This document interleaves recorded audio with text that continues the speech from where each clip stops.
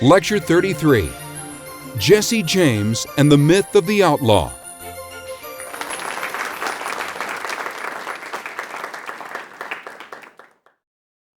Robin Hood in Sherwood stood. The outlaw, a perennial figure in mythology and my favorite. All across the world we find the stories of an outlaw who started off as a good and honest citizen and was driven outside the law to take up a life of crime by cruel and unjust rulers and cruel and unjust laws. And rather than stealing only for himself, gives back to the poor who are equally oppressed by a system of injustice. Find it in China. In the early 19th century, the reality of the bandit gangs of Greece played a major role in the patriotic struggle against the Ottoman Turks. These bandit gangs were some of the first to raise the banner against the Turkish rule and lead the Greeks back to their freedom.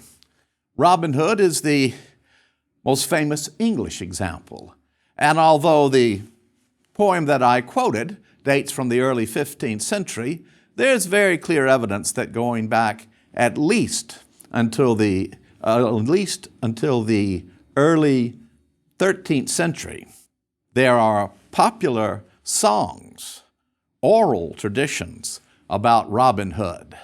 And the most romantic version makes him a Saxon, which he obviously was from his name, Robert or Robin Hood. And the Saxons were oppressed by the Norman rulers. And the first ruler of the Normans who showed consideration for the Saxons was Richard of the Lionheart. The story has it that when Richard had gone off on the third crusade,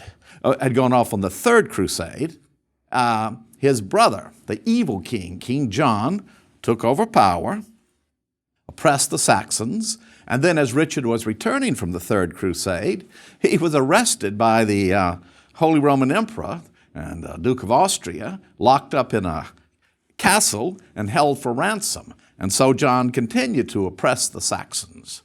And the story was that Robin Hood brought together a gang of men, all of them having been dispossessed by King John and his evil henchman, the Sheriff of Nottingham.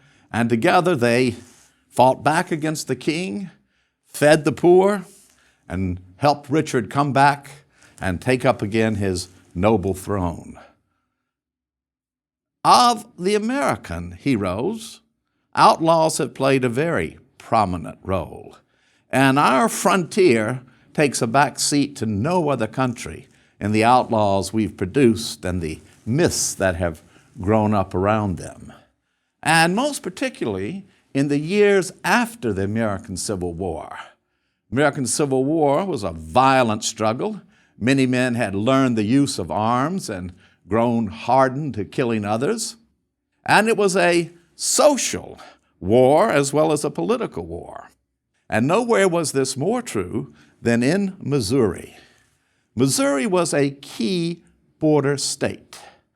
It was slaveholding, and there in one of the most slaveholding and aggressively secessionist parts of Missouri, Frank James was born in 1842, and his younger brother, Jesse, was born in 1847.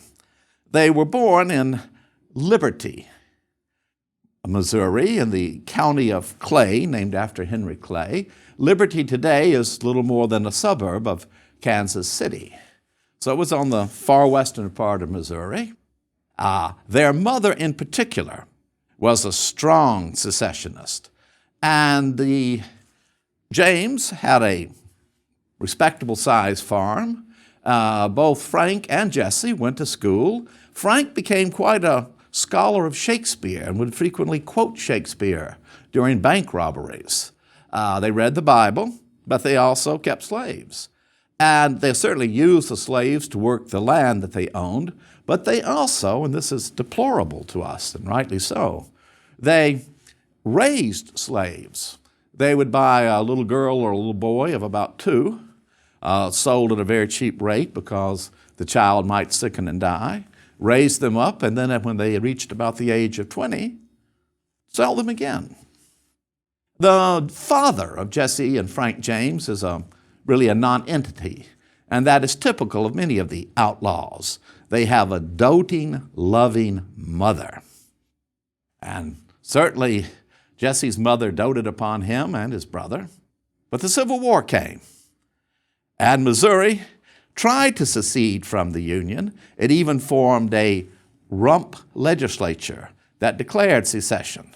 But it was held in the Union, particularly by the strong support of the German Americans in St. Louis and in other towns of Missouri. So Missourians fought on both sides of the war. And you can still visit what was once the Confederate soldiers' old folks' home in near Springfield, Missouri. And Frank first joined, but not the regular Confederate Army. He joined what would be called partisan troops, irregular troops, under the leadership of Charles Quantrell, sometimes known as William Quantrell.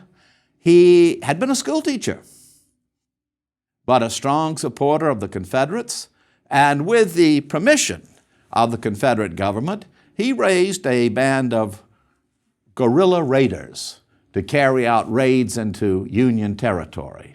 And Frank first joined him, and then Frank formed a lasting friendship with another of Quantrell's raiders, Cole Younger, who had 2 brothers younger than himself, and Jesse then came and joined them.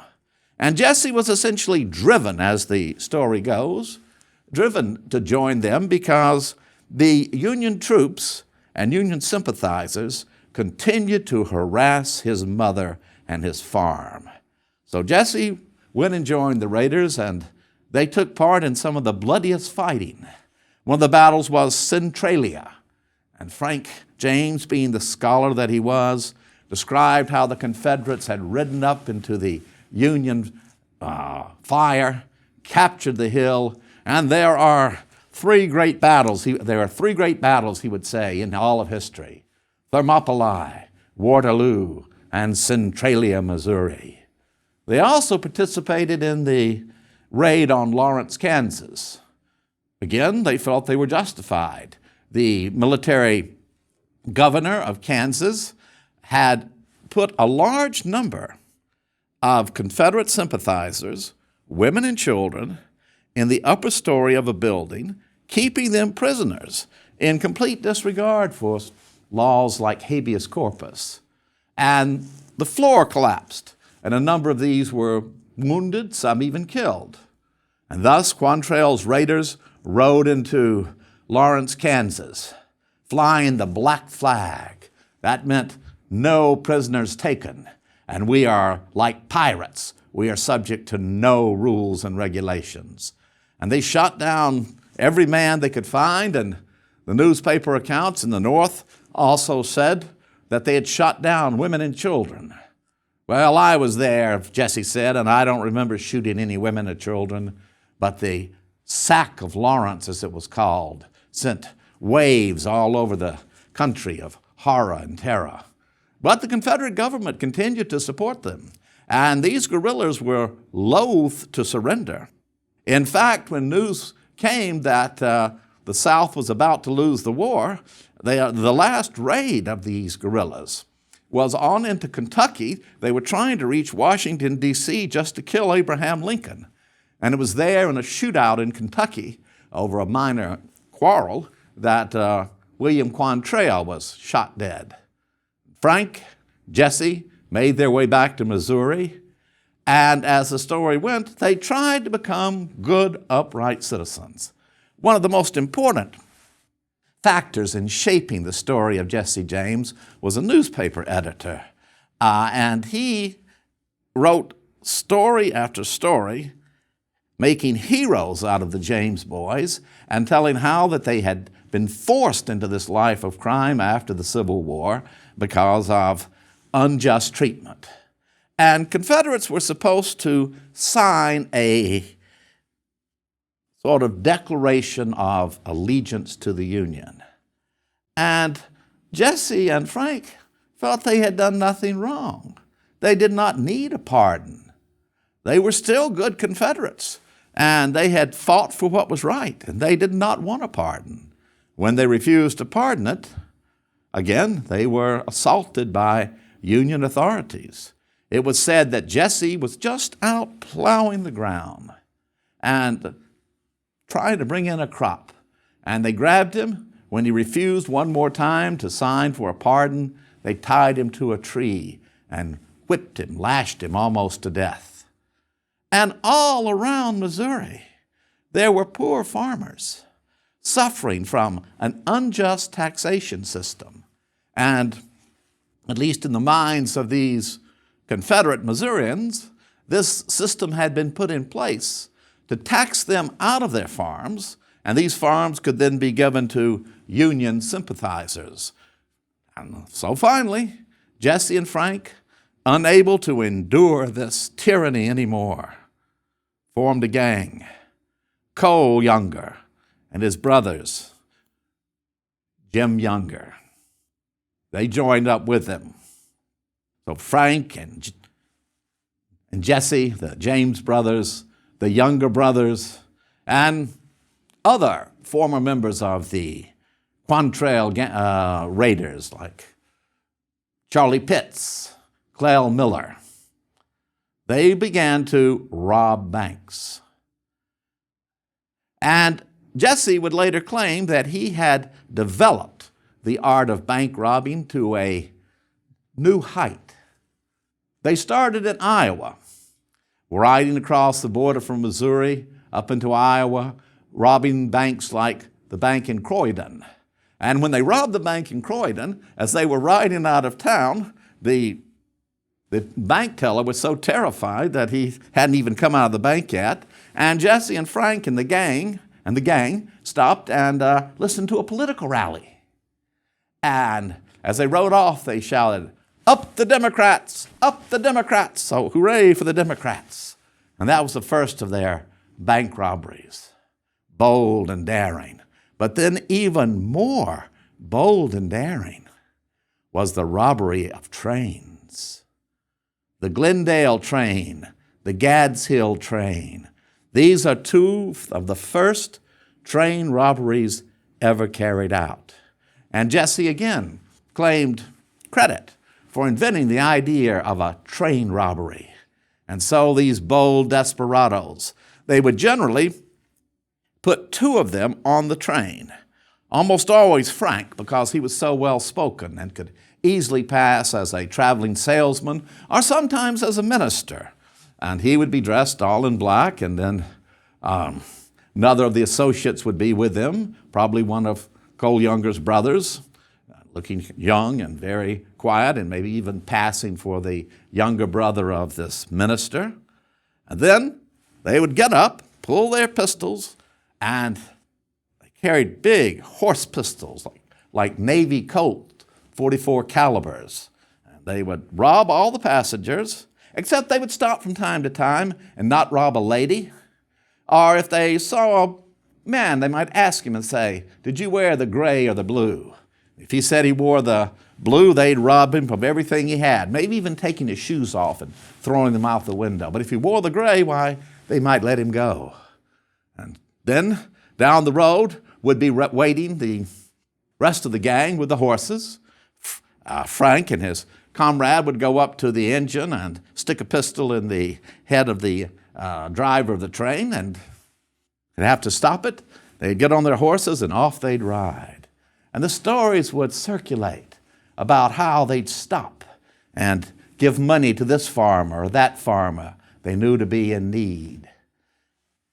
And I once, when I was a young man, had a long talk with a minister who, when he had been a young theology student and was traveling a circuit out on the Missouri frontier, the state of Missouri, he stopped, as the custom was put up in the house of one of the farmers. And what he said chronology seems sketchy to me, but what he said, this is typical of the mythology, that he had dinner, there was another guest, well-dressed, well-spoken man, talked intelligently about politics, and then when the minister-to-be got up the next morning, got ready to go to preach his sermon, the man was gone. And he asked the farmer, that was a very, very well-spoken man. Who was he? Is he perhaps a minister as well? No, he said, that's Jesse James. That's Jesse James. We all put him up here. We all hide him here. He's never going to be caught by the law. And that is what the newspapers wrote too. There's not a man with the law in his hand will take Jesse James when he's alive. And so their fame grew. And the railroads got more and more desperate, and so did various banking organizations. And now the myth took on the quality of this brave band of partisan warriors who believed that they were continuing the struggle for Confederate independence, that they were still partisans carrying out raids deep behind enemy lines. Now this struggle became one between these brave partisans and the friends of the poor and oppressed farmers of the Middle West against the evil banking and railroad interest. And of course, the railroads were viewed with a great deal of hatred by the farmers of the Middle West and the South because they had monopolies. The railroads were essentially monopolies. They would fix their prices, and you would have to ship your grain, your corn or your wheat or whatever you had grown on that railroad to get it to a market, or your cattle, your hogs. And they would set the price, and if you wouldn't pay it, then your crops went to waste. And the prices were always far too high, leaving you with almost no profit. And if it was a bad year and you didn't produce very many crops, you still had to pay this high rate, which was artificially set. And the banking houses supported all of this. And the banking houses kept money so tight that an ordinary farmer could barely get a loan. And if he had 2 years of bad crops, he lost his farm. And you'll remember there was no welfare system then. You were just ruined. So Jesse and his gang were the avengers of the poor against the railroad and bankers. However, the bankers and railroads had their own means, and they hired a detective, Pinkerton, Mr. Pinkerton, and he was establishing one of the first private detective services in this country. And the Pinkerton men were chosen from veterans of the Civil War, hard men who would shoot you down, crack shots, superb riders, and trackers. They could hunt any criminal down.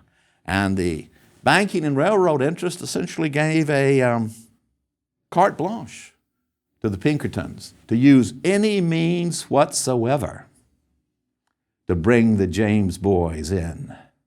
Now, the James boys, again, according to the myth and the local newspapers, they wanted time and time again just to go back to their family lives. Jesse had married to Zerelda. She was his cousin. And he loved her deeply, was absolutely faithful to her. And all he wanted to do was settle down with her and the 2 little children they had had. And they were trying to negotiate for an amnesty. But it was all just a trick. And when Jesse and Frank were away from home, the Pinkerton men sprung upon Mrs. James, Jesse's mother, had a little cousin staying there with her, and threw a bomb into her house, blowing off her arm and killing the little cousin. So that's how the Pinkertons operated. Well, Jesse and his brother and the rest of the gang, they were determined to avenge this. And Jesse began to develop a bold plan, their boldest partisan raid yet. And he had something of the minister in him. He could preach, and he would convert his followers to these ideas. I see a Yankee City. I see a Yankee city rising up out of the prairie. I see a Yankee city filled with gold, stolen gold, Confederate gold. I see Yankees strutting the streets in fine clothes with big watch chains hanging down. I see a city. I see a city that must be plundered. I see a city as evil as Sodom and Gomorrah. I see a city called North. I see a city called North. I see a city called Northfield. Oh, they'd yell. Rebel yells that apparently affect our microphones here, so I won't give them in their true glory, but yay! And they went off to Northfield, Minnesota. Riding at the head was Jesse, along with him Frank, the three younger boys, and other members of their gang, like the brave Charlie Pitts, like Clell Miller, who had been part of Quantrell's Raiders, and then a man from Minnesota. He had so many aliases and so many felonies attributed to him, it's hard to get his exact name, but it was probably Chadwell. And he was the one who had given Jesse the idea and promised that since he was from that part of Minnesota, he could lead them in and lead them out easily. So off they went riding in that late summer of 1876, the centennial year of the United States. They wore long dusters, white like overcoats, like raincoats, and they posed as cattlemen coming from Texas to buy cattle up in the Northfield area, and that's how cattlemen dressed when they were on the trail like that. So they rode along. And once again, I was told when I visited Minnesota and went there to the Northfield Museum, you could still, in some times past, meet people who had encountered these raiders as they were going north, asking directions, for example. And there were still many people there in 1876 in Minnesota, and that area of Minnesota around Mankato and then Northfield, that spoke only either German or Swedish or Norwegian. So the James boys had some trouble getting the right directions, but finally they came into Northfield on that September day. Now, one of the major reasons that would be given for the robbery at Northfield, Minnesota, again by Jesse's friends in the press, was that it was indeed not only a Yankee bank, that went without saying, but it had Confederate gold in it. And in fact, its two biggest depositors and part owners were one, Adelbert Ames, who had been military governor of Mississippi and aroused deep hatred all over the South for the brutal way he imposed upon the Confederates there in Mississippi after the war. And the other was General Butler, Benjamin Butler, Butler the Beast, most hated of all Yankees except maybe for William Tecumseh Sherman, the Beast Butler, when he occupied New Orleans. The ladies of the South would show certainly contempt for Union soldiers. They would dump chamber pots out on their head, for example. And Butler issued a proclamation that any lady who showed contempt for the Union flag or for any Union soldier would not only be arrested, but arrested as a common prostitute. Well, this is the most shocking thing ever. So the Beast Butler had gold there, and Albert Ames had gold there, and they were both on the board of trustees. It's probably not true. Probably Butler had nothing to do with the bank, but Albert Ames most certainly did and was in Northfield that September day when they rode in. And as they rode across the bridge, right around midday, about 11 o'clock actually, Frank James encountered Albert Ames. Of course, Albert Ames didn't know who Frank James was. The James boys were very reluctant to have the photos taken. But Jesse and Frank rode by him, and Frank took off his hat and said, "Good morning, Governor. How you doing on this fine day?" And Ames' companion turned to him and said, "What was that all about?" And Ames said, "I don't know. Nobody calls me governor. How about in a rebel drawl like that? I don't know. This is something strange." But the gang had a nice big meal in a cafe you can still visit, and then they set up. 3 would go in the bank, the rest would stay outside, either holding the horses or standing in front of the bank to make sure nobody went in while the robbery was occurring. And they were so experienced at this that they could get it done in about 5 minutes. So Jesse, Frank, and Jim Younger, the third of the younger boys, who absolutely hero worshiped Jesse, they went in together. And one of the bookteller ran out as fast as he could. Another bookkeeper ran out and they shot him in the shoulder, but he kept going home. But the third was the teller in charge. The bank owner had gone home for lunch. And they said, open that bank vault there. And he said, "I won't." "What's your name?" "It's Joseph Haywood." "If it's any of your business." "Well, open that vault. We're going to kill you." "I can't open it. It has a time lock." "A what?" "A time lock." "What is that?" It means, and Frank concurred with this, that they have locks now that are set and they cannot be opened, let's say, until 5 o'clock. Now, are you going to stay here until 5 o'clock? You're lying, boy.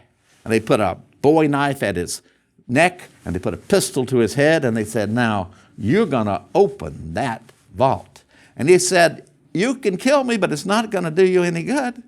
I can't open the vault. I would if I could. You think I'd die for somebody else's money?"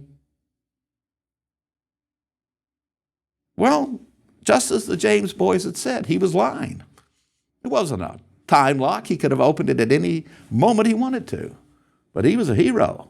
Joseph Haywood, still spoken of with awe in Northfield. So they started out and were going to leave. And then Haywood made a mistake. He yelled after them, "You rebel trash." Jesse went back and blew his brains out.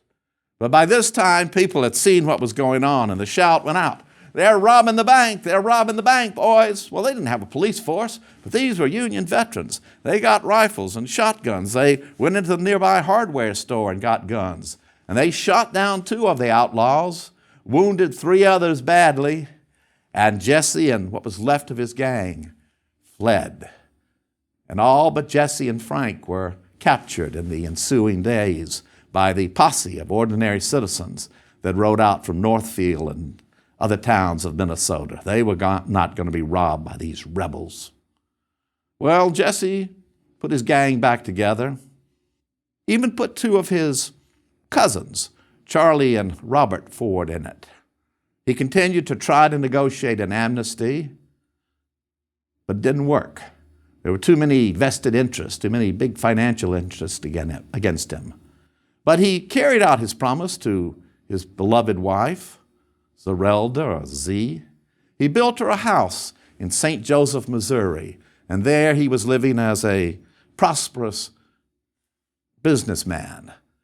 His wife would have the local ladies into tea, and when they were asked what her husband did, she said, "He's a man who deals in banks and trains." He went under a number of aliases. "He's a man who deals in banks and trains," because she wouldn't tell a lie. And there he was on an April Sunday with his lovely little family, and the 2 Ford boys, his cousins, had spent the night there with him, sharing his bed and bread.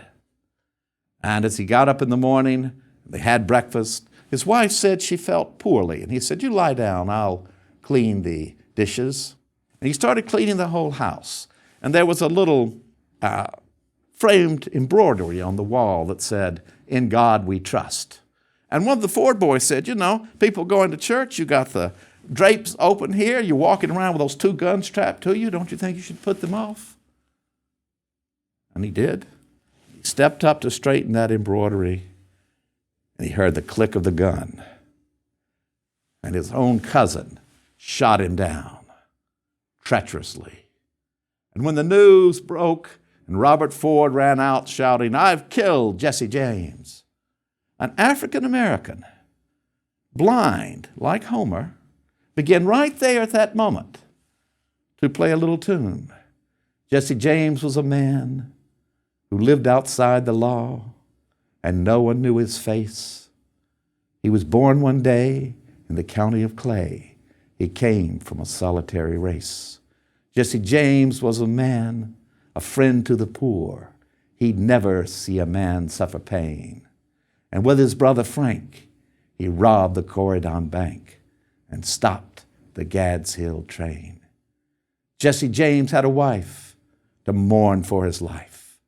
2 little children, they were brave. But the dirty little coward who shot Mr. Howard, one of Jesse's aliases, has laid Jesse James in his grave. And Jesse was buried in the front yard of his old home. And his mother had him buried so she could, for the rest of her life, look out upon the grave of her brave little boy.